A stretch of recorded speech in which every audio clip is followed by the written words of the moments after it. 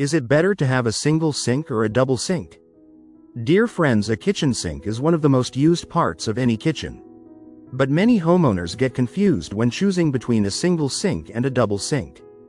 Both options have their own advantages, and the right choice depends on your kitchen size and daily needs. A single sink is larger and deeper, making it perfect for washing big pots, baking trays, and large utensils. It also gives you more counter space because it usually takes up less room. Single sinks are a great option for small kitchens and modern minimalist designs. On the other hand, a double sink offers more flexibility. You can wash dishes on one side and rinse vegetables or dry utensils on the other side. It helps keep kitchen tasks organized and is very useful for families who cook frequently. However, double sinks usually have smaller compartments, which can make washing large cookware slightly difficult. They also need more counter space compared to single sinks. If you have a compact kitchen and prefer simplicity, a single sink may be the best choice.